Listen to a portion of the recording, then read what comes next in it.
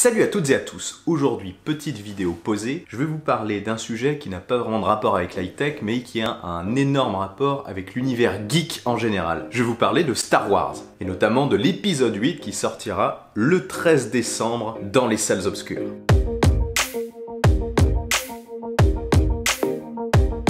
Allez hop, donc petite vidéo tranquille pour vous parler d'une saga que j'adore. Star Wars pour moi ça représente plus qu'un film, ce sont de très bons souvenirs. Tout a commencé dans mon enfance lorsque j'ai regardé mon premier Star Wars, et ce n'était pas l'épisode 4, enfin le premier épisode tourné de la saga, Un Nouvel Espoir, mais l'Empire contre-attaque. L'épisode 5 donc. Beaucoup de souvenirs pour moi parce que c'est un film que j'ai regardé en boucle chez mes grands-parents, à l'époque sur cassette vidéo, et oui ça ne me rajeunit pas tout ça, mais ce Star Wars l'Empire contre-attaque que mon père avait enregistré, je l'ai pris un jour et je l'ai regardé chez mes grands-parents qui me gardaient à l'époque, et la révélation, j'ai trouvé vraiment ce film absolument génial.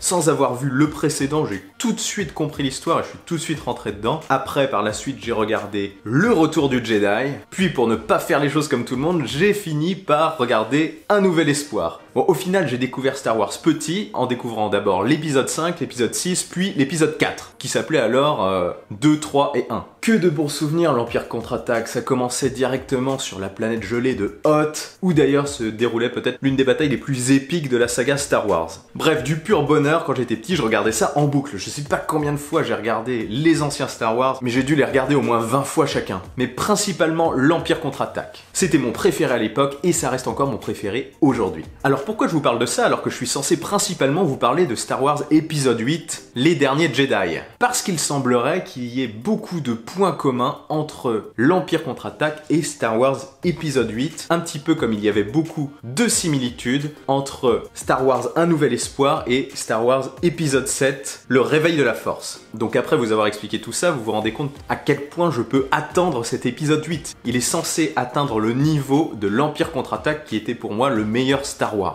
J'y crois pas trop, ça va être un petit peu difficile, mais bon, on peut toujours l'espérer. Alors si l'épisode 7 ressemblait beaucoup à Un Nouvel Espoir, ce qui était peut-être son défaut principal, j'espère quand même que cet épisode 8 s'affranchira beaucoup plus que ce qu'on pense de l'Empire contre-attaque. Parce que pour l'instant, au regard de la bande-annonce, il y a des plans quand même qui ressemblent énormément. Il y a beaucoup d'aspects du film qui ressemblent énormément vraiment à l'Empire contre-attaque. Donc voilà, on y est. Je vais vous parler de la deuxième bande-annonce maintenant de Star Wars épisode 8, qui est sorti cette semaine. Je vous préviens, à partir de maintenant, il risque d'y avoir des spoilers à mort. Donc si vous ne voulez pas en savoir plus, je vous donne 3 secondes à partir de maintenant pour fuir.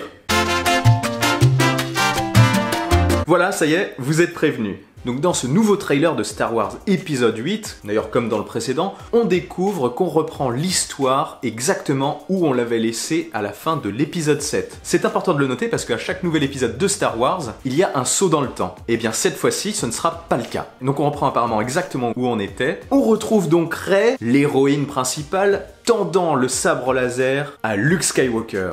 Sabre qui n'est autre que celui qu'il avait perdu dans l'Empire contre-attaque, en même temps que sa main d'ailleurs, sectionnée par son propre père, Dark Vador. Il s'ensuivra d'ailleurs la fameuse phrase où Dark Vador apprend à Luke qu'il est son père. Il faut savoir que c'était aussi le sabre laser d'Anakin Skywalker, donc de Dark Vador, avant qu'Obi-Wan Kenobi ne le récupère. Tout un symbole, hein. C'est vraiment le sabre de la lignée Skywalker. Élément étrange quand on sait que Rey est la personne vers qui se destine ce sabre. Serait-elle alors une Skywalker ? Ça serait quand même beaucoup trop simple. Cette bande-annonce assez spectaculaire laisse également sous-entendre quelques trucs. Déjà, on y découvre un Luke tourmenté à milieu du Luke qu'on avait laissé à la fin du Retour du Jedi, souriant, détendu. Non, là, Luke tire un petit peu la gueule. Malgré ses doutes, il semble quand même former Rey pour qu'elle devienne un chevalier Jedi. On y apprend d'ailleurs des paroles de Luke, qu'elle est envahi par un pouvoir surpuissant, une véritable force brute qu'il n'avait vue qu'une seule fois, et que d'ailleurs il n'avait pas eu peur à l'époque et que maintenant ça lui fout les boules. Bon, il parle certainement de Kylo Ren, il n'y a pas de doute là-dessus. Kylo Ren, le fils de Han Solo et de la princesse Leia qui n'est autre que la sœur de Luke, je récapitule un petit peu, qui semble-t-il a détruit le temple Jedi que Luke avait bâti pour former une nouvelle génération de Jedi. Enfin, c'est ce que cette bande-annonce laisse sous-entendre, et ce que l'épisode 7 également laissait sous-entendre. Cet événement malheureux semble l'avoir poussé à l'exil, comme l'avait fait Yoda précédemment. D'où la similitude un petit peu avec l'Empire contre-attaque, l'apprenti qui va chercher un maître Jedi pour se former. À l'époque, c'était Luke et Yoda, désormais c'est Rey et Luke. Donc ça c'est l'une des similitudes, mais pas que. On voit également plusieurs scènes qui rappellent fortement l'Empire contre-attaque. La bataille notamment sur la planète de glace. Là c'est une planète, on dirait de sel ou de minerai. Le sol est blanc. On retrouve le même type de troupes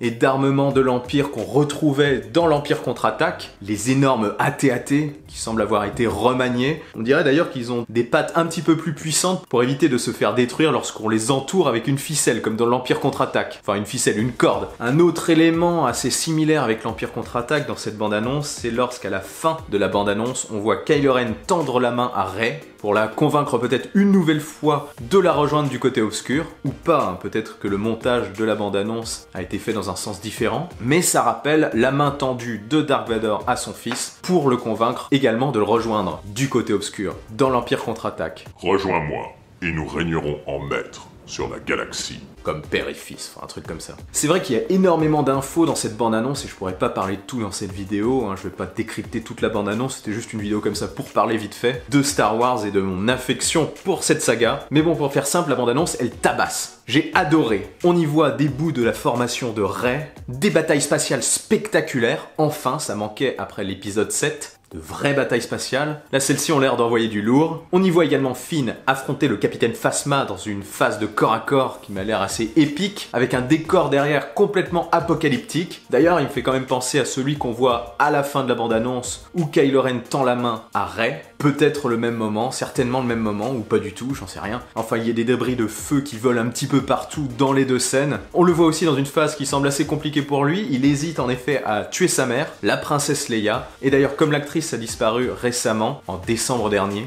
je pense qu'il est possible qu'il mette en scène sa mort lors de cette bataille spatiale. Toute la question est de savoir si Kylo Ren appuiera sur la détente ou si quelqu'un d'autre se chargera de détruire le croiseur dans lequel se trouve la princesse Leia. On verra ça. Donc bref, cette bande-annonce nous laisse avec beaucoup d'interrogations. Est-ce que Rey va se laisser tenter par le côté obscur, elle qui semble assez perdue, ou est-ce une stratégie imaginée avec Luke pour infiltrer les chevaliers de Ren et se rapprocher du suprême leader Snoke? Peut-être. Et si Kylo Ren repassait du bon côté, c'est possible aussi, peut-être qu'il n'a pas éliminé sa mère, peut-être qu'à force de douter, il repassera du côté lumineux, et les derniers Jedi ne seraient peut-être pas deux, mais finalement Luke, Rey et Kylo Ren, enfin Ben Solo, Skywalker, face à Snoke et ses chevaliers de Ren, ça serait intéressant. Et d'ailleurs, une autre question qu'on peut toujours se poser, mais qu'on se pose depuis le début, qui est Snoke? Qui est d'ailleurs en train de torturer Rey à un moment de la vidéo en lui disant qu'il est temps d'accomplir son destin. Pourquoi? C'est quoi son destin? Rey est-elle une création de Snoke? Peut-être.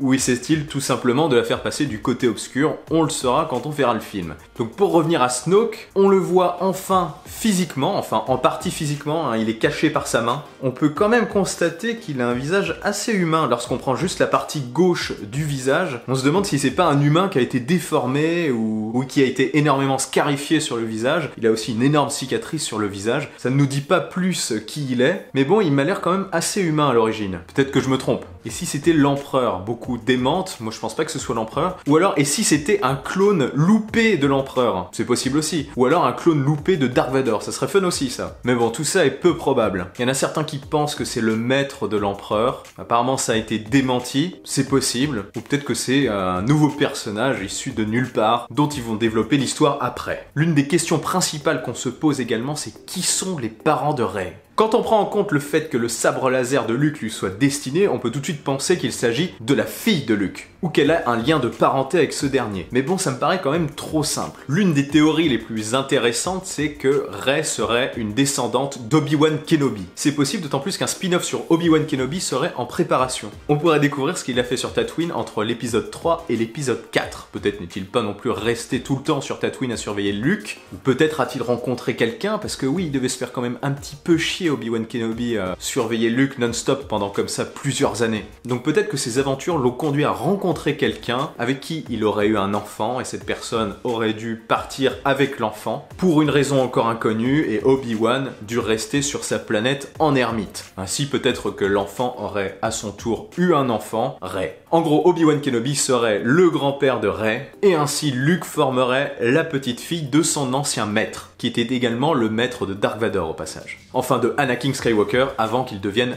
Dark Vador. Savoir qui sont les parents de Rey pourrait constituer la grosse révélation de cet épisode 8. comme celle de l'Empire contre-attaque où on découvrait que Dark Vador était le père de Luke. Ça nous ferait quand même beaucoup de similitudes avec l'Empire contre-attaque, mais bon. Bon, enfin bref, j'arrête la vidéo ici parce que je pourrais en parler pendant toute la journée et j'avais envie de faire court. Quoi qu'il en soit, je pense qu'ils auront fort à dire dans cet opus parce qu'il va durer environ 2h30, ce qui en fera l'épisode le plus long de la saga Star Wars. Il me semble qu'actuellement c'est l'épisode 3 qui est le plus long. Enfin voilà, à mon avis, le film sera aussi riche en flashbacks pour nous expliquer un petit peu tout ça. Enfin bref, vivement le 13 décembre où je me ruerai dans les salles obscures pour découvrir cet épisode 8 et j'essaierai après, dans une vidéo, de vous donner mon avis. Voilà, si cette vidéo un petit peu inhabituelle pour ma chaîne vous a plu, n'hésitez pas à vous abonner et à me suivre sur les réseaux sociaux, notamment sur Twitter et Instagram. N'hésitez pas non plus à me donner votre avis, par exemple, sur la bande-annonce numéro 2 de cet épisode 8. Et sur ce, je vous dis à la prochaine.